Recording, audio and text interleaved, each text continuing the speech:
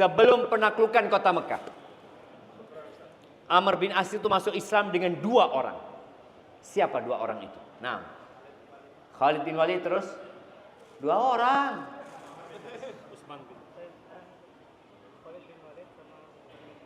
Utsman bin Abi Talha. Masya Allah, kasihkan hadiahnya. Yang ini sama yang itu, nggak apa-apa, itu kasih hadiah juga lah.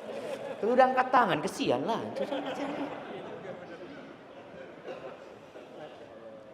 Iya. Jadi ketika masuk Islam,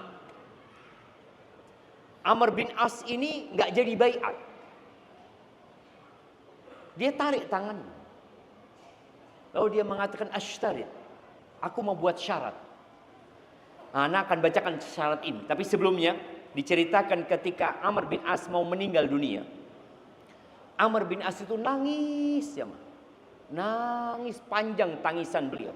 Dan beliau nggak mau memandang kepada orang-orang yang ada di sekitarnya. Beliau memandang ke tembok. Anaknya, subhanallah, anaknya Abdullah bin Amr bin As ini sangat berbakti sama bapaknya. Dan dia dapat pesan dari Nabi SAW, jangan engkau menyelisih bapak. Kadang-kala pendapat bapaknya nggak sesuai, tetap dia ikutin bapak. Selama tidak bertentangan dengan perintah Allah dan Rasulnya. Sang anak mengatakan, ya abata, wahai ayahanda, ama basyaraka Rasulullah sallallahu alaihi wasallam bikada. Engkau ingat, Nabi pernah memberikan kabar gembira kepadamu dengan ini. Dengan ini disebutkan kabar gembira yang pernah disampaikan Nabi alaihi salatu wassalam kepada bapaknya, supaya bapaknya berhenti menangis. Ayolah Pak. Dia berharap bapaknya, sudah ayah, engkau alhamdulillah gitu loh. Ada banyak keutamaan. Akhirnya dengar omongan itu, berhenti menangis. Lalu dia menghadap kepada orang-orang yang ada di sekitarnya. Dia berkata, inna afdala ma nu'id, sebaik-baiknya yang kita persiapkan untuk berjumpa Allah adalah syahadatu an la ilaha illallah wa anna muhammadan rasulullah.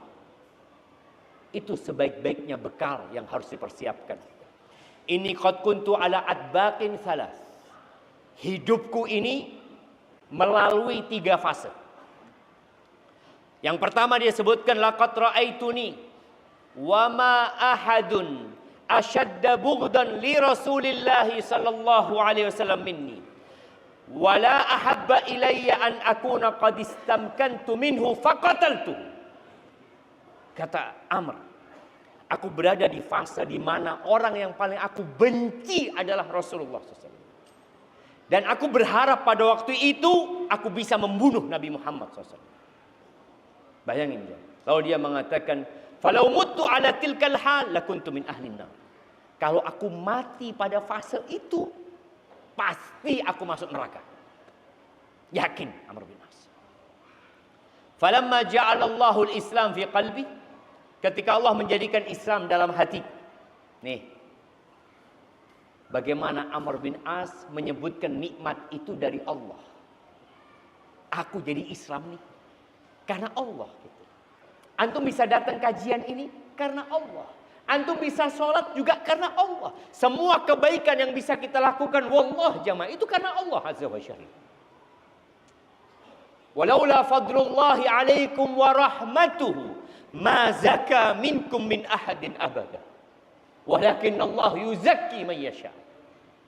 Kalau bukan karena karunia Allah dan rahmatnya kepada kalian, tidak ada satu pun di antara kalian yang bersih dan suci. Nggak ada. Selama-lamanya. Iya, nggak selama-lamanya. Walaupun ada 100 ustadz, 1000 ustadz yang datang, nggak ada. Tapi Allah yang memberikan kesucian kepada siapa yang Allah kehendaki. Maka Amr bin As mengatakan, ketika Allah menjadikan Islam dalam hatiku, ataitun nabiyya sallallahu alaihi wasallam. Dia datang dari kota Mekah menuju ke kota Madinah menjumpai Rasulullah sallallahu alaihi wasallam. Lalu Amr bin As mengatakan, ubsut yaminak fali ubayyak. Berikan tangan kananmu ya Rasulullah, aku mau baiat sama engkau. Lalu Nabi SAW memberikan tangannya. Faqabattu yadi. Amr bin As narik tangannya. Padahal Nabi SAW sudah memberikan tangannya. Malaka ya Amr? Kenapa engkau Amr? Kata Amr bin As, aradtu an ashtari. Aku mau buat persyaratan. Aku punya syarat ya Rasulullah. Kata Nabi SAW, tashtaritu bimada? Apa yang engkau syaratkan? Kata Amr bin As, ayyughfara li. Syaratnya aku diampuni dosa-dosa. Karena Amr As berpikir, apa gunanya aku masuk Islam kalau dosa-dosaku yang banyak itu nggak diampuni. Maka dia minta supaya dosa-dosaku yang dulu diampuni. Lalu Nabi SAW mengatakan, ama alimta annal Islam yahdimu ma kana qabla. Apa engkau nggak tahu Islam itu menghancurkan semua yang sebelum Islam. Wa annal hijrata tahdimu ma kana qablah. Hijrah itu menghapuskan dosa-dosa yang sebelumnya. Wa annal hajja yahdimu ma kana qablah. Begitu pula haji menghapuskan dan menghancurkan dosa-dosa yang sebelumnya. Lalu akhirnya membaiat Nabi SAW.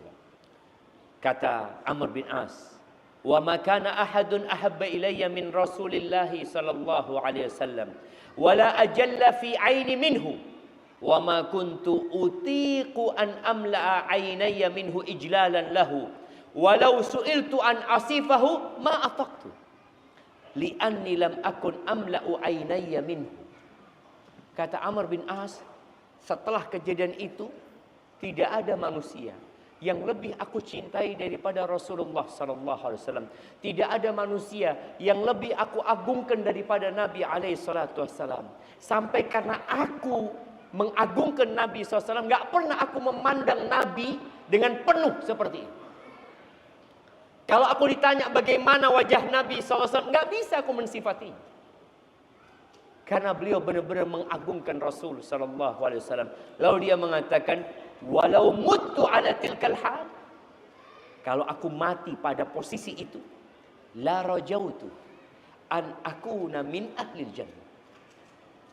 Aku berharap aku masuk surga.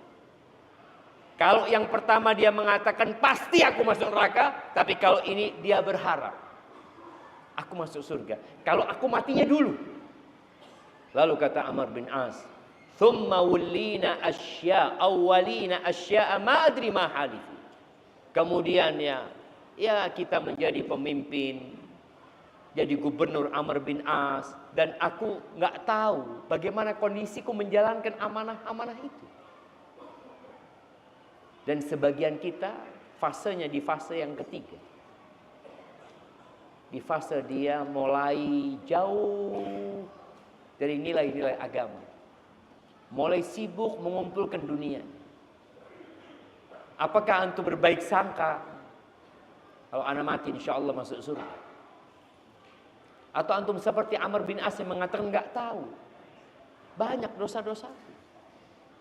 Banyak perkara-perkara yang aku lakukan yang mungkin Allah tidak meridhai. Bahkan Amr bin As mengatakan, ma adri, aku nggak tahu bagaimana kondisiku menjalankan tugas-tugas itu. Fa idza ana muttu fala tashabni naihatun wala narun. Kalau aku mati, jangan ada peratap yang mengikuti aku, tidak pula ada api yang mengikuti aku. Fa idza dafantumuni fashunnu alayya turab shannan. Kalau aku sudah mati, tolong kuburkan aku dan kalian tuangkan itu tanah kepadaku. Thumma aqimu hawla qabri qadra ma tunhar jazur wa yuksam lahmuha hatta asta'nisa bikum. Kalau aku sudah mati, kalian jangan pergi dulu ya. Kalian tungguin aku sebentar. Ya seperti ketika onta itu dipotong dan dagingnya dibagikan. Agar aku nggak kesepian di sana. Takut. Amr bin As takut.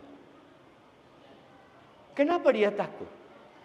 Rasulullah Sallallahu Alaihi Wasallam menyebutkan kematian itu sangat menakutkan. disebut hadimul ladzat. Penghancur atau pemutus semua kelezatan.